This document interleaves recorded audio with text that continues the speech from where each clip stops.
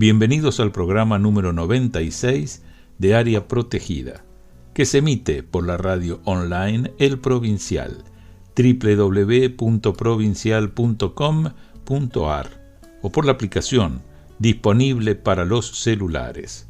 Con el nombre de Área Protegida.patrimonio, nos pueden ubicar en nuestras redes sociales, Facebook e Instagram, y escuchar en nuestro podcast de Spotify, al cual invitamos a valorar, y en nuestro canal de YouTube, al que agradecemos que se suscriban.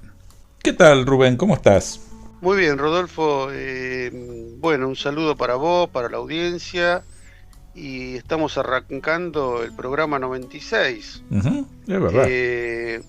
Es así, ya llevamos 96 programas realizados, y bueno, en coincidencia de alguna forma, o en la semana del 5 de junio, que se celebra el Día Mundial del Medio Ambiente. Claro. Este día es una fecha que fue creada para que todos los habitantes del planeta, que recordemos lo importante que es cuidar nuestro planeta, ¿no? Claro. En todos los ambientes. De hecho, en este programa, en Área Protegida, venimos trabajando sobre esta temática. Hemos celebrado el Día Internacional de los Museos, sobre todo el acervo cultural que protegen los museos. Hemos hablado sobre el Día Internacional de los Monumentos y Sitios, es decir, claro, que siempre estamos en cuidado de todo lo heredado. Y hoy, digamos, en referencia justamente a esto, lo vamos a tener como invitado a Carlos Balboa, que es alguien que justamente intenta poner una visión holística en el sentido donde lo cultural y lo ambiental confluyen, es decir, no están divorciados ni tratados en forma separada, sino que hay una situación integral, lo cual nos parece muy adecuado justamente para esta semana, es decir, porque generalmente estos días internacionales tienen una semana por lo menos para sus distintas instancias de implementación de acciones. Así que seguramente va a ser del interés de nuestros oyentes. Sí, y aparte permitime ampliar un poquito esto, porque querido Carlos Fernández Balboa ya estuvo en otra oportunidad, claro, en el programa con Claudio Bertonati hablando sobre estos temas, y realmente es un gustazo encontrarnos de vuelta con Carlos. Seguro. Estás escuchando Área Protegida por El Provincial Radio, con Rubén Mera y Rodolfo Giunta. En este segundo bloque de Área Protegida tenemos el gusto de presentar a Carlos Fernández Balboa. Es licenciado en Museología por la UMSA, es decir, la Universidad del Museo Social Argentino, es magíster en Educador Ambiental, Instituto de Investigaciones Ecológicas de Málaga, España, y diplomado en montaje de exhibiciones por la UNA, la Universidad Nacional de las Artes Argentina. Especialista en gestión, comunicación e interpretación del patrimonio integral.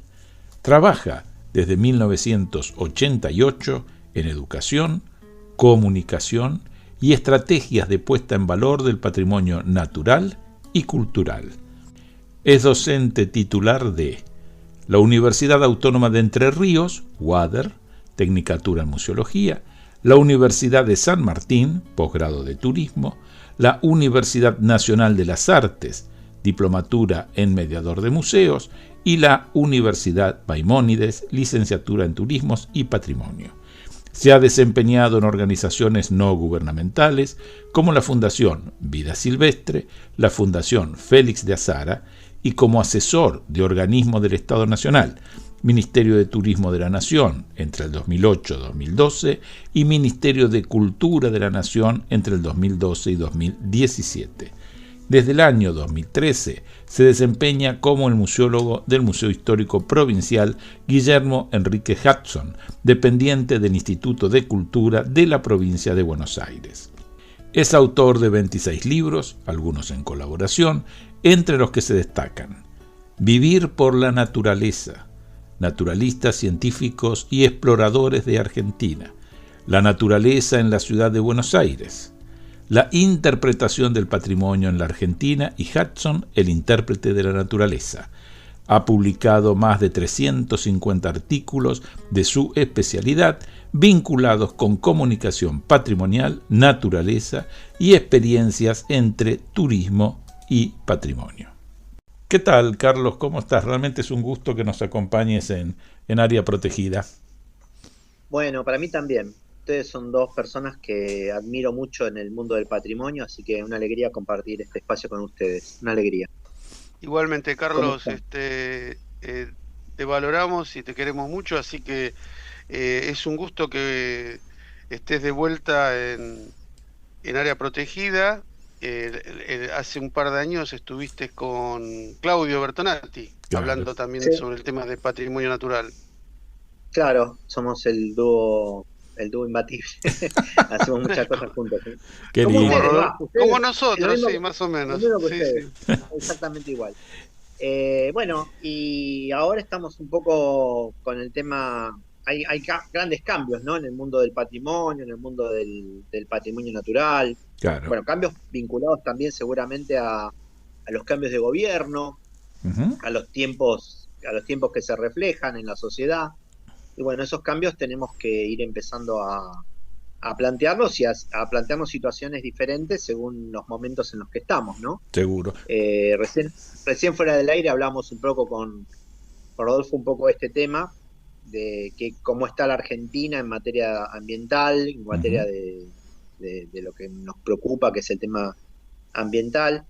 Es interesante que ustedes aborden este tema porque desde una mirada, nosotros con Claudio Bertonati promovemos y propiciamos lo que se llama el patrimonio integral. Bien. O sea, no cultural, no natural, sino integral, Claro. que vendría a ser el mismo concepto que ambiente. Ambiente también incluye el patrimonio integral de una manera sumamente abarcativa, y creemos que por lo menos para dos temas es importantísimo abordarlo de esa manera. Dos fases de este tema, que es, uno, la gestión, o sea, analizar el tema de gestión desde un punto de vista integral, y otro, el tema de la comunicación y la educación desde un punto de vista integral. Podemos analizarlo de esa manera, la naturaleza y la cultura o el patrimonio construido de una manera absolutamente abarcativa, ¿no? Claro. Entonces, por lo menos desde ese aspecto nos interesa mucho, y es lo que nosotros hacemos. Con Claudio trabajamos en educación fundamentalmente y también en gestión en estos aspectos. En ese sentido, Carlos, te queríamos preguntar, justamente esto que estabas planteando vos, es decir, para conocer el panorama, es decir, cuál es la posición o cuál es, digamos, cuáles son los ejes que en este momento me refiero siglo XXI, ¿no? Es decir, no estrictamente coyuntural, porque estos son temas de largo aliento. Es más, las agendas generalmente están hablando de cambio climático con metas para el 2030, es decir, que no se pueden manejar en una escala menor. ¿Cuál sería ese panorama que vos ves en nuestro país o en el mundo, es decir, como vos lo quieras plantear? Sí. Mirá, yo creo que hay algunos aspectos que ahora, puntualmente en este momento, estamos en una retroacción de la temática, ¿no? O sea, no, es una temática que no está en la agenda pública, o si está en la agenda pública está con una mirada negativa. Yo recién fuera del aire te comentaba que la posición del gobierno argentino y también esta posición de la derecha a nivel internacional tiene una mirada negativa del cambio climático, incluso negacionista en algún punto, ¿no? Se podría entender, digamos, como para que todos los oyentes puedan ver esto, ¿cuál sería el motivo por el cual las derechas a nivel mundial niegan este tema económico, del cambio? Simplemente de intereses económico. Bien. Sí, absolutamente. Digo, incluso si vos ves algunos documentos que volvieron a un concepto que es explotación de los recursos naturales. Sí. Que era un concepto que en la década del 80 dejó de utilizarse. Faltaría que empezáramos a plantear, como se planteaba en los 70, el agente contaminador pagador, ¿no? Que en los 70 había como una idea de que el que contaminaba paga, ese principio, esos derechos, ¿no? O sea, la derecha tiene una mirada muy extractivista en términos generales, donde no hay planteos de la derecha extrema, ¿no? Porque también debemos decir que hubo situaciones de derecha donde durante gobiernos de derecha en este país también se crearon parques nacionales, hubo como alguna idea, digamos, esta derecha, en mi opinión, pero esto es también absolutamente personal, esta derecha muy salvaje, muy restricta, ¿no? En determinadas cosas, donde plantearte cuestiones ambientales, cuestiones del patrimonio incluso, parecería naif, parecería bastante inocente. Te hago esta pregunta, perdóname, te quería hacer esta pregunta. Digamos, ¿se tiene evaluado cuál podría ser la incidencia humana en esta situación del cambio climático? Pero porque yo entiendo que hay una fase que es de la propia naturaleza, ¿no es cierto? Es decir, hay momentos en los cuales, qué sé yo, hemos tenido glaciaciones sin que el ser humano haya intervenido, digamos, directamente, y ahora estamos en esta suba de las temperaturas globales en índices altamente preocupantes. De esa suba, digamos, y sobre todo entiendo que es a partir de la revolución industrial, el aporte, por así decirlo, del ser humano, es decir, con su producción, ¿se tiene idea de cuánto incide? Digamos, si hoy estuvieran... A ver. Altamente significativo, o sea, si continúan en principio lo que tenemos que pensar, una cuestión que necesitamos trabajar muy fuertemente, es un plan gradual para salir de los subsidios a los combustibles fósiles. Con metas y plazos concretos. Digamos, evidentemente, el tema de seguir trabajando con los combustibles fósiles implica una degradación ambiental significativa, ¿no? Y eso también tiene que ver con el tema de las economías mundiales, que se resisten un poco a salir de este esquema. Te hago una pregunta te hago una pregunta simplemente para que sea claro, sobre todo para los oyentes.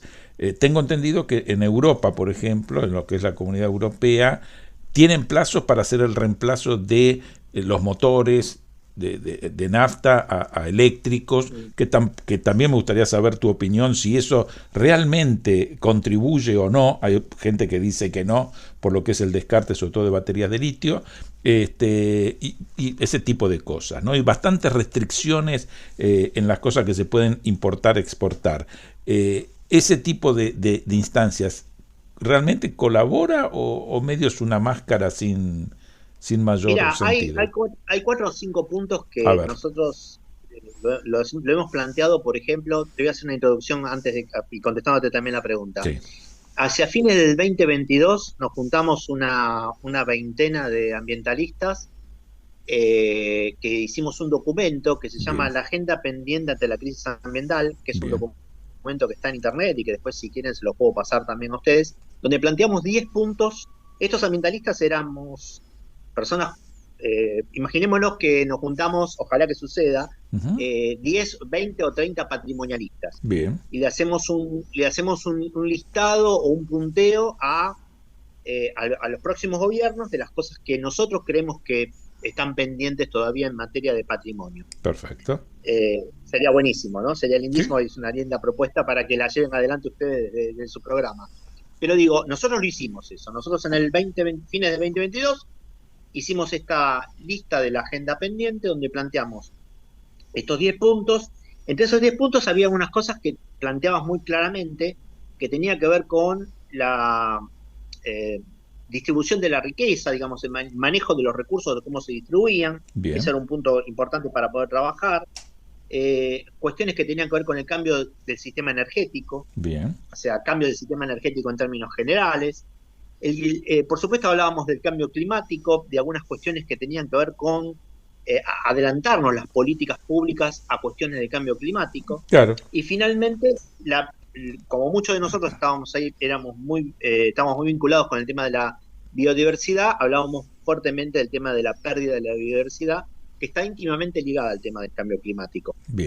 En esos 10 puntos de esta agenda, una de las cosas, y ahora sí, para contestarte la pregunta, decíamos que era necesario crear un plan de adaptación a la crisis climática a través de que cada provincia, cada jurisdicción se prepare para proteger sus recursos y especialmente a los ciudadanos, porque Bien. lo que está sucediendo es que hay situaciones ambientales, desde Sí, inundaciones sí, hasta lluvias, hasta que son, digamos, no necesitas ser un técnico para darte cuenta del aceleramiento de los procesos de cambio climático importante que hubo. tal cual. Todos nosotros estamos acá, somos muy jóvenes, los tres que estamos ahora transmitiendo este programa, somos gente muy joven, y sin embargo, recordarán ustedes que, no sé por qué te reís, pero No, recordarán no, ustedes que el invierno era mucho más marcado, claro. el verano era mucho más marcado, las estaciones eran mucho más marcadas, y cuando yo iba al colegio, por ejemplo, eh, se tenía que ir muy protegido porque había escarcha en los Exacto. cordones de la vereda. Sí, sí. Hoy eso no sucede, digamos, Ujú. ¿no? Hoy eso no pasa, hoy es todo como mucho más diluido. Los procesos también que tienen que ver con el tema ambiental eh, generan situaciones muy conflictivas, de lluvias muy Sí. fuertes, de inundaciones, de sequías, ¿no? Ujú. El año pasado tuvimos una sequía, no me acuerdo si fue el año pasado o el El anterior, que anterior, fue sí. la sequía más importante del siglo. Ujú. Entonces, todo ese tipo de situaciones no son situaciones que solamente las produce la naturaleza, sino que tienen que ver indudablemente con estudios científicos y con elementos que a los oyentes y a mí mismo me superan un poco, pero que no cabe en duda que son vinculados a un cambio climático originado por la más cantidad de población, el uso más acelerado de los Mm. recursos, sobre todo de los hidrocarburos, Claro. y las cuestiones que hacen al efecto invernadero. Te hago una preguntita Eh, porque es muy interesante lo que estás Dale, planteando. Este documento, ¿ustedes lograron hacerlo llegar, vamos a suponer, a todos, a un poder a ejecutivo y todos. al legislativo, al Congreso también? A todos. Bien. El documento es libre, es muy corto, es muy concreto, tiene 24 páginas de 10 puntos y es un documento apolítico, es un No, no, documento obvio. meramente técnico, digamos, intentamos, y se llama justamente así, la agenda pendiente, donde estuvimos intentando llegar a todos los gobiernos. Esto también es importante que lo aclaremos, ¿no?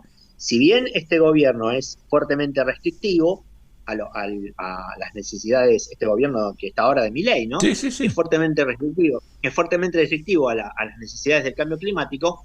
Hubo otros gobiernos anteriores, progresistas o como uno quiera llamarlos, que tampoco tuvieron una Ujú. situación muy proactiva en términos de cambiar concretamente la situación ambiental de la Claro, Argentina, ya claro. sea por la explotación de las hojas, ya sea por un montón de otros motivos, o la minería, ¿no? De la cual los gobiernos anteriores eran fuertemente adictos, un sistema de minería que nosotros también en el documento criticamos un poco o tratamos de orientar, porque también es importante esto, nosotros no estamos en contra del progreso. Pasa lo mismo con el patrimonio, ¿no? Hay gente que supone que los patrimonialistas queremos que las ciudades queden como estaban Congeladas. antes, Congeladas, claro. Congelada, claro. no, para nada es así. Claro. Lo que sí planteamos situaciones que tienen que ver con, casi te diría a esta altura de mi vida, un planteo de ciencia ficción en la Argentina, que es planteemos un proyecto, planteemos una agenda y veamos cómo se pueden aprovechar ese tipo de situaciones, ¿no? En el futuro, cómo se puede aprovechar bien los recursos naturales y en términos generales el ambiente en el futuro. ¿Y hubo Por respuesta de ejemplo, esto, por ejemplo, en los no, legisladores? Ninguna. no, la No. verdad que no. La verdad que la temática ambiental no es una temática, eh, estamos igual que con el patrimonio. Yo creo que los ambientalistas hemos retrocedido en la opinión pública y en los temas de interés del público. El patrimonio nunca fue una cosa que saca. No sé si los tres convenimos en esto, ¿no? Sí, sí, El tal patrimonio cual. no fue una cosa que todo el mundo estuviera muy preocupado siempre.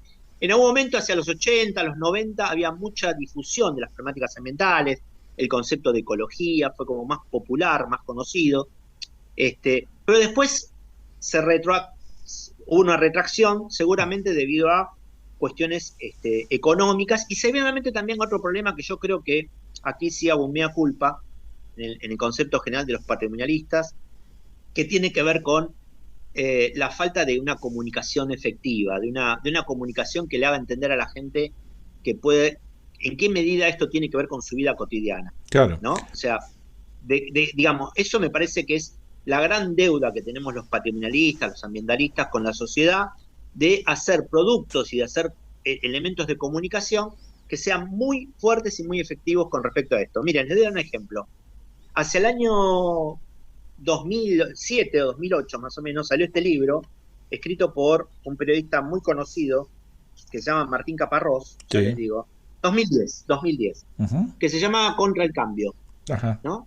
A Martín Caparrós le voy a mostrar 2 o 3 libros que tienen que ver con este tema. Martín Caparrós, en ese año, del 2010, yo todavía trabajaba en una ONG ambientalista muy conocida, y ante la lectura de este libro, que fue un libro que me sorprendió porque le financiaron un viaje por distintos países del mundo donde pudiera ver el tema del cambio climático, ¿no?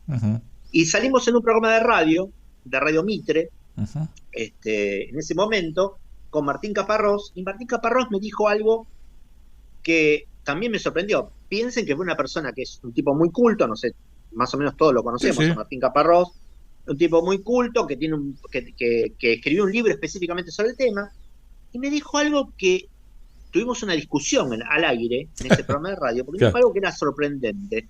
Me dice, bueno, si desaparecen los recursos naturales, si desaparecen los bosques, por ejemplo, me dijo puntualmente así, los bosques, si desaparecen los bosques, o si desaparece la madera, el hombre se va a rebuscar para volver a encontrar algún producto, ya sea plástico o alguna otra cosa, que reemplace eso. Bueno, una barbaridad que, digamos, no lo podría decir ni un niño de 5º grado que haya cursado cuestiones esenciales o básicas del tema ambiental o del tema ecológico, ¿no? O sea, es una barbaridad.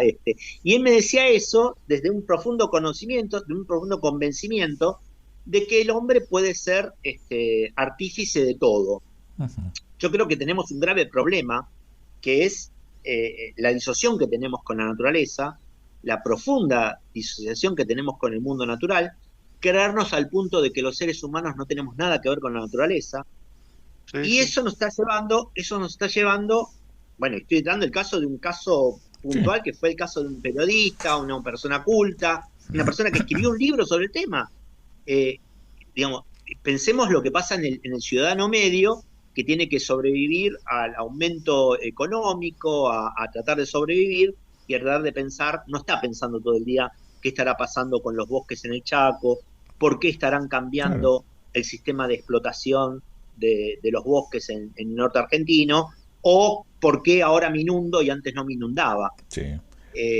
En esto, Carlos, no te quedé, porque vos dijiste algo por etapas con la cual coincido, y en su momento te diría con mucha alegría. Es decir, yo tengo 4 hijos en un rango etario hoy de entre los 25 y 40 años, es decir, y todos ellos en su paso en ese momento, sobre todo por la primaria, la ecología se había instalado, y hasta nos enseñaban, y nos enseñaban a nosotros, que no habíamos tenido esa formación, qué sé yo, desde temas del cuidado de las ballenas hasta lo que se te ocurra. Es decir, pero estaba muy fuerte, y fue una camada que tuvo esto muy apreciado.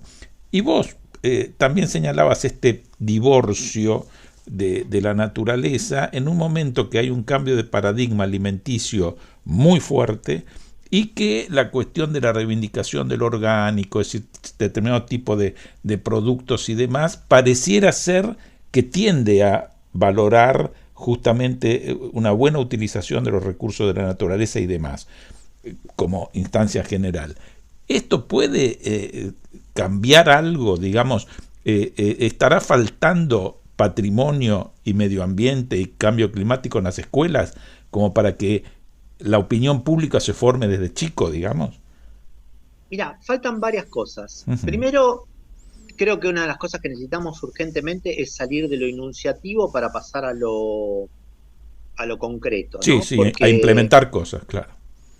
Claro, porque, por ejemplo, nosotros la Argentina está atada o está adherida, ya para hablar de temas legales, a un protocolo que es el protocolo de Kioto, que es un protocolo que se establece en relación a tratar de solucionar problemas de cambio climático en distintos aspectos, y cada gobierno asiste a ese protocolo o ratifica ese protocolo, pero es un protocolo que queda más bien en las buenas intenciones, Claro. queda más bien en una cuestión absolutamente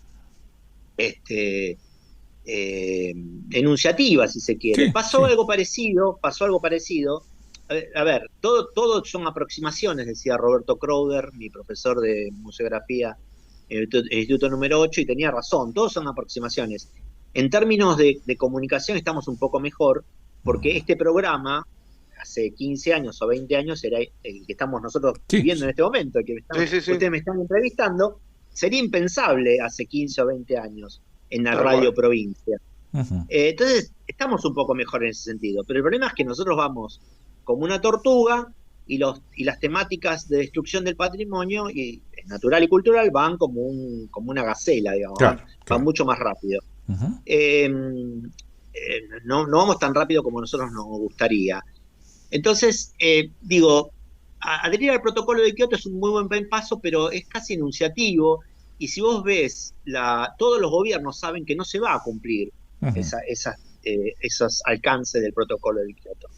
Eh, es como de alguna manera adherir a algo que sabemos que es un ideal, pero que va a tener poca factibilidad a nivel nacional. Yo creo que hay que trabajar muy fuertemente a nivel local, a nivel de las provincias.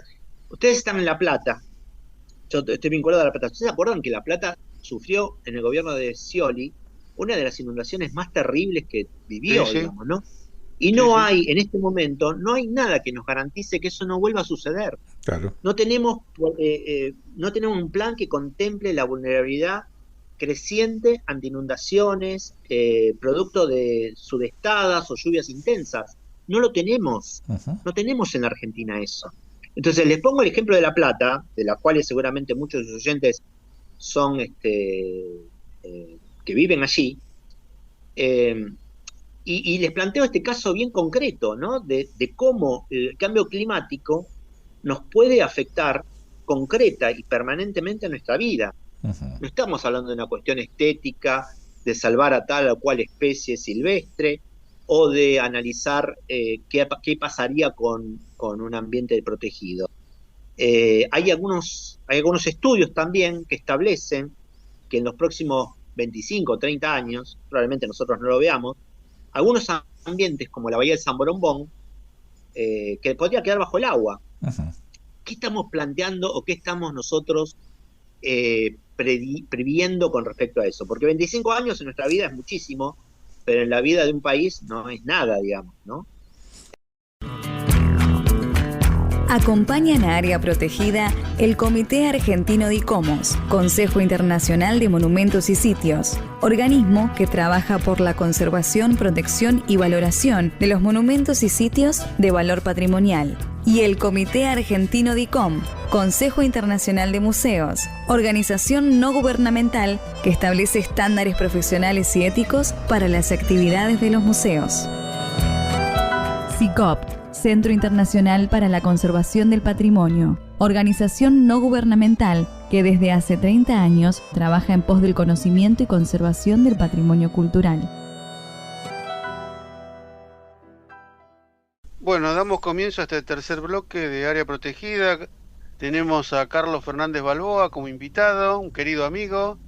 Y bueno, recién veníamos trabajando con el tema del cambio climático y bueno, que ya la audiencia sabe que es uno de los ejes de trabajo de este año. Y en algún momento hablábamos entre tantas entrevistas que hicimos y lecturas y estudios que aparecen algunas formas sencillas de proteger el medio ambiente, ¿no? Como de pronto cultivar los propios alimentos, plantar árboles, ahorrar agua, separar la basura, de pronto reutilizar lo que se pueda, tanto en el ámbito cotidiano como incluso, y es un tema que no vamos a trabajar hoy, que tiene que ver con la reutilización arquitectónica, ¿no? De edificios. Qué Y otro bueno. de los aspectos tiene que ver con la conexión con la naturaleza, ¿no? O sea, Ujú. el hombre conectado con la naturaleza, hablábamos en el bloque anterior, que en este concepto de patrimonio integral, ¿no? Que recién Ujú. decías. Y yo creo que, un poco por mi experiencia de haber estado en la dirección provincial, y tengo un gran cariño por el Museo de Hudson, ¿no? Sé que vos estás ahí Sí, y por el Museo de Hudson y por Rubén Ravera también, ¿no? Un pilar fundamental de ese museo. Y bueno, me gustaría comentar a la audiencia, y creo que sos la persona más indicada para hablar sobre este tema, un poco sobre lo que es el Museo de Hudson, la mira, historia, quién es este yo lo que, personaje, ¿qué nos podés decir? mira, yo lo que creo es que es un ejemplo muy bueno del patrimonio integral, Ujú. porque el Museo Hudson la esencia del museo, es la casa natal del escritor y naturalista que nació en 1841. Ujú. Hace relativamente poco se hizo un estudio donde la casa podría ser construida en 1770, Uf, ese rancho, así que estaríamos hablando desde el punto de vista patrimonial de uno de los edificios, si no el más antiguo de la provincia de Buenos Aires, uno de los más antiguos de claro, la provincia de Uno de los Buenos más Aires. antiguos, sí, sí. claro, Eso desde el punto de vista patrimonial. Después tenemos un aspecto literario, un aspecto que se hace, que tiene que ver con la literatura, con nuestra vinculación con otros países, que es el tema del escritor, ujú, que escribió 24 libros y que nos vincula muy fuertemente. Quizás sea una de las cosas más amigables que tengamos con Inglaterra, ¿no? claro. Porque poder hablar de Hudson y hablar de la literatura inglesa, él fue junto con Joseph Conrad, con otro escritor de ascendencia india, los dos que le dieron una vitalidad de alguna manera a la literatura inglesa, Ujú, y escribió 24 libros en claro, idioma inglés, ¿no? Toda su obra está escrita en inglés, aún aquella obra que es muy reconocida como una literatura gauchesca, como La ya lejos de ese tiempo, como El naturalista en el Plata. Esos fueron libros escritos en idioma inglés, por supuesto muchos años después traducidos al español, pero que hacen una esencia de nuestra identidad bonaerense, de nuestra identidad criolla, ujú, casi única. claro, Yo te me atrevería a decirte que para conocer cómo es el pastizal pampeano, tenemos que leer el naturalista en el Plata, no hay muchas otras opciones. ujú, Podemos Sí, irnos sí. al Parque Nacional Campo del Tuyú, pero no hay muchas opciones para ver cómo era la pampa original de que nos describe Hudson en ese libro. Y finalmente un tercer punto que es la reserva que nosotros estamos intentando infructuosamente, porque acá tendría que usar un eslogan de este tiempo, ¿no? Las autoridades no la ven, no la claro, Mm. ven. Este, claro, viste, tendría que utilizar un eslogan de tiempo, no la ven, viste. Nosotros tenemos una reserva que es el país, intentamos conservar el paisaje natural de Guillermo Enrique Hudson en el arroyo Las Conchitas, y una reserva que tiene unas 60 hectáreas en un lugar muy deprimido económicamente de la provincia de Buenos Aires, como es Florencio Varela, que necesita espacios verdes, como cualquier otra comunidad, como cualquier otra sociedad, y que podría ser un modelo interesantísimo, ya sea para la Dirección de Patrimonio, o ya sea para la Dirección de Medio Ambiente de la provincia de Buenos Aires, en este caso sería muy interesante hacer un experimento de una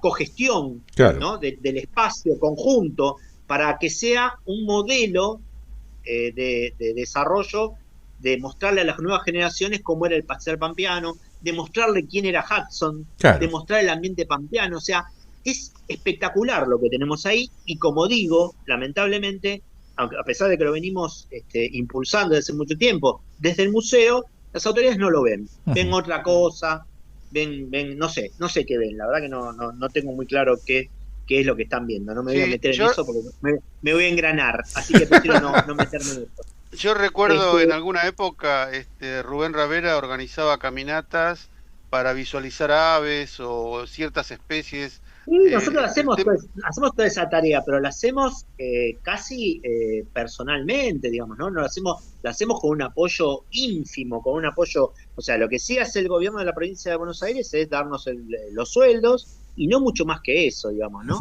claro. Entonces, digo, un espacio de estas características debería tener una mirada más abarcativa, más interesante, insisto, ser una especie de mojón o de eslogan de la posibilidad ecológica que tienen los ambientes naturales de la provincia de Buenos Aires, y poder llevar allí con mucha más apoyo, con mucha más cuestiones más certeras, ¿no? No es solamente sacar a pasear chicos, sino hacer un programa de educación ambiental integral, donde muchas de estas cosas que estamos hablando se puedan llevar adelante. No es salir a bardear chicos y a pasearlos por un lugar, sino hacer programas educativos en serio, ¿no? Ya no estamos en los 90, viste, que era solamente salir así. Necesitamos resignificar los espacios, darles un sentido a esos espacios, que la gente entienda que esos espacios les pertenecen, porque por otra parte es cierto, son espacios patrimoniales que les pertenecen, y que puedan aprovecharlos de una manera lo más integral posible. Creo que ese es un gran desafío, ¿no? El desafío ahora, para los que estemos interesados en esto, es hacer cosas absolutamente tangibles. Que las visitas a los museos no sean visitas meramente informativas o recreativas, sino que sean visitas sustanciales, donde la gente pueda entender el valor del patrimonio y ver de qué manera ese patrimonio los beneficia directamente. Esto lo pongo para el Museo Hudson y lo pongo para cualquier museo, que como museólogo y como persona que se dedica a la educación, lo pongo para cualquier museo que en la Argentina. No alcanza hoy con los números de visitantes a los museos o una cuestión meramente informativa. Necesitamos compenetrar a los visitantes en patrimonio, ¿no? Tal cual, y sabemos que vos haces mucho de eso, porque trabajás mucho, tenés muchos libros escritos en lo que llevas trabajando en esta temática. Y a mí, si vos me permitís, Carlos, porque me interesa mucho el libro Vivir por la Naturaleza, que conecta mucho con el conocimiento y la difusión de la naturaleza argentina, y me parece que está en línea con lo que recién decías, ¿no? Porque vos modestamente no lo decís, pero a mí me parece que es importante que el público sepa tu compromiso, tu trabajo y toda tu producción en relación a esto.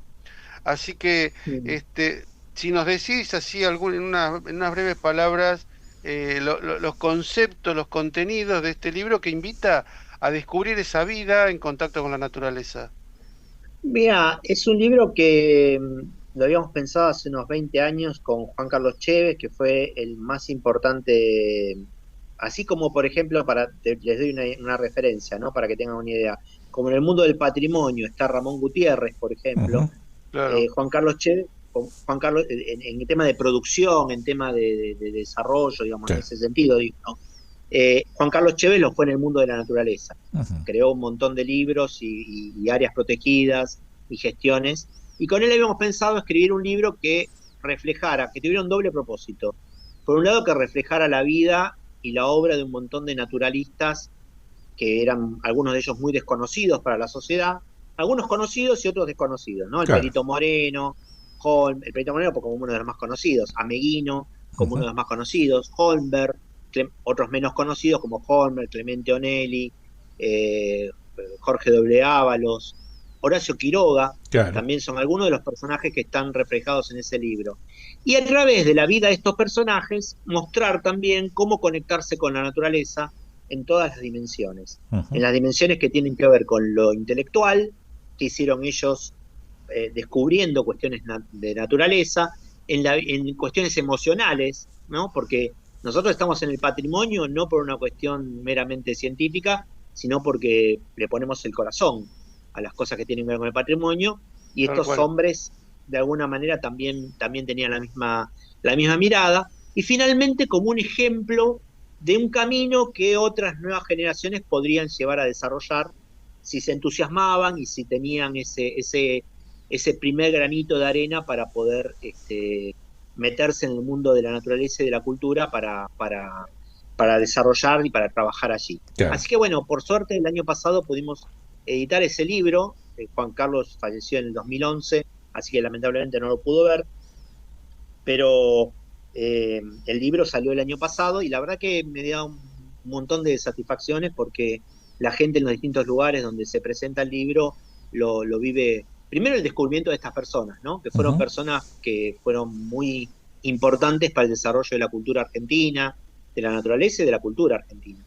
Y después, bueno, esta idea, ¿no? Que son un ejemplo de que cualquiera lo puede hacer, cualquiera de nosotros puede meterse en el mundo de la naturaleza y desarrollarlo y ser un un primer impulso para poder después promover lugares naturales, reservas, sitios de valor patrimonial.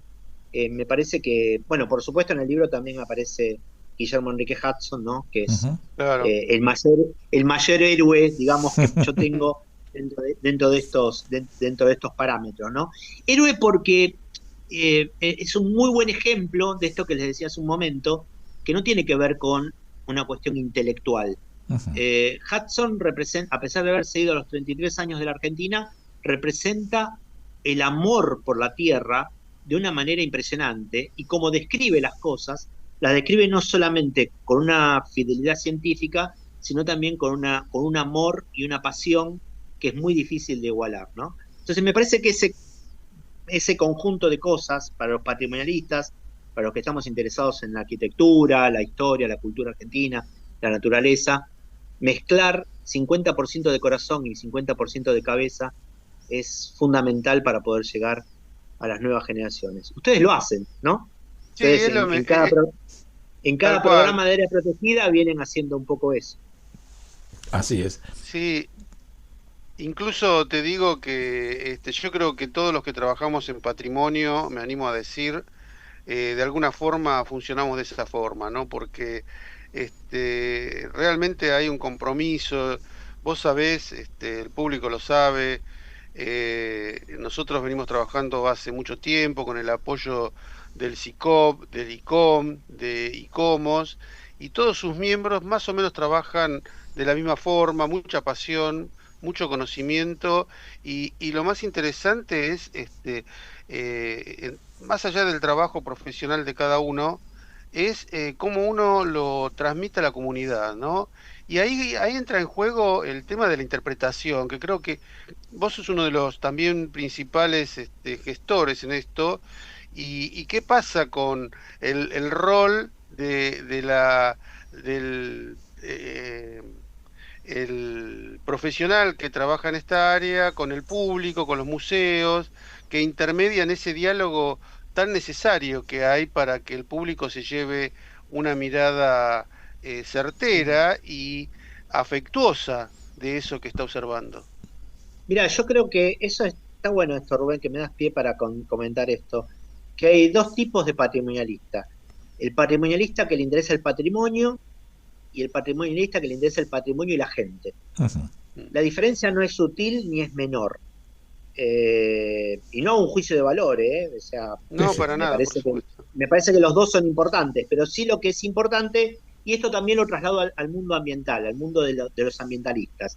Yo creo que yo escribí un artículo hace un tiempo con un documentalista que se llama Marcelo Viñas, que el artículo dice: el movimiento ambientalista fracasó, se llama el artículo. Es un poco duro el título, pero hacemos una fundamentación de por qué creemos que, utilizando determinada terminología científica, a veces hablando a un público de convencidos, a veces cerrándonos un poco en nuestro propio gueto, el movimiento ambientalista terminó fracasando en términos de tratar de llegar a las masas, de tratar de llegar a la gente de una manera más abierta. Yo creo que hago un análisis también, creo que pasó algo parecido con el mundo del patrimonio, ¿no? Necesitamos buscar mecanismos, porque ustedes no tienen ninguna duda que el patrimonio es apasionante, que es maravilloso, que tal vez es más apasionante incluso que la filosofía, que la historia, que la matemática. Y fíjense lo que pasa. En filosofía lo tenemos a Darío Strasberg. En matemática lo tuvimos a Dian Paenza. Sí. En historia lo tenemos a Felipe Piña. ¿Por qué no nace en nosotros, en el mundo del patrimonio, en el mundo de la naturaleza argentina? Sí, a nivel internacional lo hay, ¿no? Un gran divulgador que permita contarle a la gente cómo hacer eso que para nosotros es tan maravilloso y tan importante, y que los empiece a sentirlo como propio, y empecemos a trabajar, porque no hemos trabajado fuertemente todavía en términos que tienen que ver con la divulgación. No hemos trabajado fuertemente todavía en términos que generen pertenencia en la gente. Nos falta ese paso, nos falta ese salto, digamos, cuantitativo que haga que el programa de ustedes no esté solamente en Radio Provincia, sino que esté en Radio Nacional, que lo puedan aprovechar mucha más gente, digamos, ¿no? Buscar mecanismos para eso. Me parece que nos falta eso. Uh-huh. Es un diagnóstico, no estoy diciendo que sea la verdad ni nada por el estilo, pero en otras disciplinas eso ha sucedido, eso ha pegado en la opinión pública, y en la nuestra, que es tan maravillosa y tan interesante, todavía nos falta esa masividad o esa forma de conectar con la gente. Yo creo que una de las cosas que tenemos que trabajar es que el objetivo fundamental de nuestra propuesta no tiene que ser la información, sino que tiene que ser la motivación. Claro. Tiene que ser que la gente se motive, que salga de un museo no con toda la información del caso, sino que salga queriendo volver al museo, queriendo meterse en una página web, teniendo una buena página web de internet, ¿no? De los museos. Bueno, nos pasa en la provincia de Buenos Aires. La gente quiere ir a los museos y no tiene una buena página web de los museos provinciales para poder, no sé bien por qué no llegamos a cumplir eso. Claro. Fíjense, no estoy diciendo nada que no sea muy básico, ¿no? O sea, no tenemos páginas web de los museos de la provincia de Buenos Aires. Y incluso de museos tan importantes como el Ludahondo, que quizás, me atrevo a decir que es el museo histórico más importante del país, y no tiene una buena página web para que la gente acceda a él. Estamos hablando de cosas muy primarias, muy, ¿no? Básicas. Entonces, sí. Muy básicas. Entonces, ese tipo de cosas me parece que hace también que la gente no acceda, ya que estamos hablando, ahora hay muchos documentos y muchas cosas que tienen que ver con la accesibilidad del patrimonio. Claro. No nos quedamos solamente en una accesibilidad de las personas con capacidades especiales, sino que tenemos que pensar en una accesibilidad básica, que es domingo a la tarde quiero ver cómo llegar al museo, de cualquier museo de la provincia de Buenos Aires, y no sé cómo hacerlo. Entonces, ese tipo de cuestiones que hacen al acercamiento del patrimonio a la sociedad, tenemos que saltearlas, pero muy rápidamente, ¿no? Uh-huh. Me parece. Sí, yo creo que el tema de la divulgación, como decías, es un tema fundamental, pero también, lo dijiste en algún momento del bloque anterior, y creo que en conversaciones lo hemos charlado infinidad de veces, el trabajo de la educación es fundamental, ¿no? Desde de la primaria a la secundaria, y vos fijate que hoy por lo menos hay algunas que otras materias electivas dentro de la carrera de arquitectura, por ejemplo, ¿no? Y vos sabés, como todo el mundo sabe, que la gran mayoría del trabajo de los arquitectos es sobre preexistencias, ya sean que tengan valor patrimonial o no, pero bueno, siempre estamos hablando de lo heredado. Uh-huh. Y bueno, y queda mucho todavía por hacer. Cuando yo empecé en todo este tema en la década del 80, Rodolfo todavía no había nacido en esa época. Para nada. Es verdad, me acuerdo.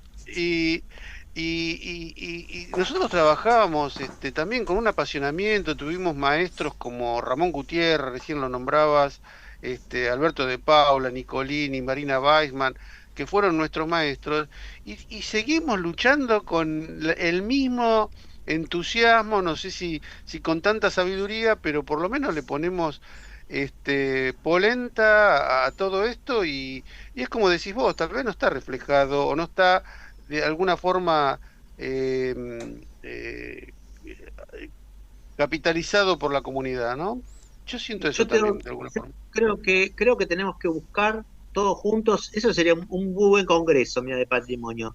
Buscar mecanismos para llegar a la sociedad, ¿no? Me parece que ese congreso de patrimonio nos falta. Sí. Un congreso de patrimonio que tenga que ver con cuál es la mejor forma de comunicar, porque la verdad que hay trabajos espectaculares, hay gente que da la vida por este tema del patrimonio, pero los mensajes no llegan. Hay algo, no tengo la fórmula, no. Mira, si me pregunta cuál es la fórmula, no lo sé. Yo tengo dos. Estaría muy bueno que. No, te decía, sí, Carlos, que tengo dos ejemplos que fueron sorpresa para las mismas personas que lo hicieron. Uno de la Comisión Nacional de Monumentos, cuando hicieron, digamos, como un curso claro, que tuvieron una cantidad de inscriptos que estalló, digamos, fue realmente increíble.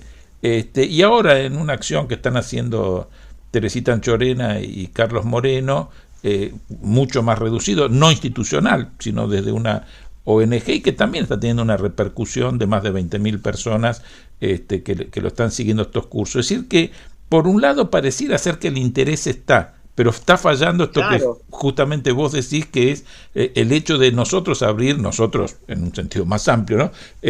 Los canales para poder acercar todo eso a la gente. Sí.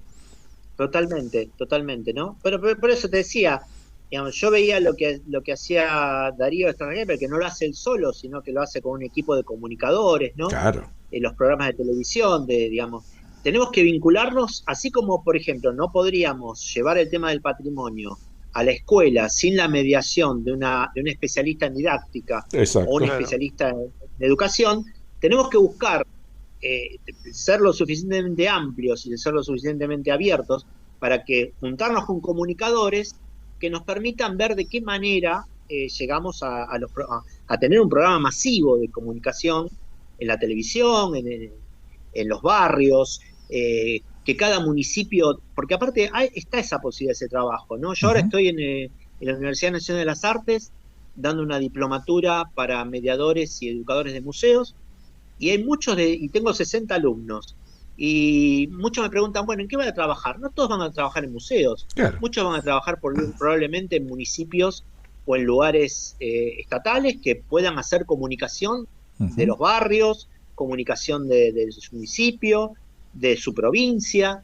Entonces hay una tarea ciclópea todavía para hacer en términos de comunicación y de generar que la gente sienta que ese patrimonio les pertenece, ¿no? Que no es solamente una declaratoria, sino que son cosas que tienen vida propia y que les va perteneciendo diariamente, ¿no?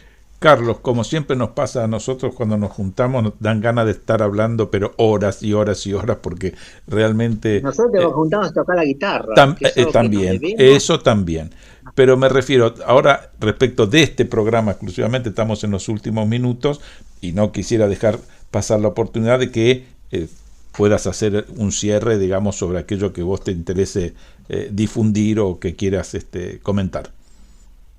No, a mí me parece que esto, ¿no? Que hay tanta gente tan valiosa trabajando en el mundo del patrimonio y todos nos conocemos y que todos tenemos como un hilo invisible en común que tiene que ver con esta pasión, que me parece que estamos en un momento muy interesante para dar el salto y para convertir al patrimonio en ojalá podamos convertir al patrimonio en un tema común, como fue un tema común de asistencia común, como lo fue el feminismo en su momento, o como lo fue el tema ambiental en los 90, digamos, ¿no? Que podamos hacer que el patrimonio, que se lo merece, ocupe un espacio importante en la agenda pública y que nosotros como técnicos o como comunicadores de ese tema podamos dar ese impulso y ese trabajo a través de las formas que podamos. Ojalá que lo consigamos, no sé. Seguro. De mi parte, un fuerte abrazo y, como siempre, súper agradecido por todos tus conceptos. Un abrazo, Carlos, muy grande a los dos. Y ahora podemos hacer un churrasquito ahí en La Plata o hacer algo por el estilo que sea más cercano, seguro, que esta cosa tan virtual. Carlos, bueno, no, quería también cerrar el programa con un saludo, un fuerte abrazo, todo el agradecimiento y por supuesto, bueno, valoramos mucho tu trabajo, todo tu recorrido y seguramente es un gran aporte para la comunidad. Así que te mando un abrazo y muchas gracias. Abrazo a los dos, queridos. Cuídense mucho. Gracias. Chau, chau. Estás escuchando Área Protegida por el Provincial Radio Online.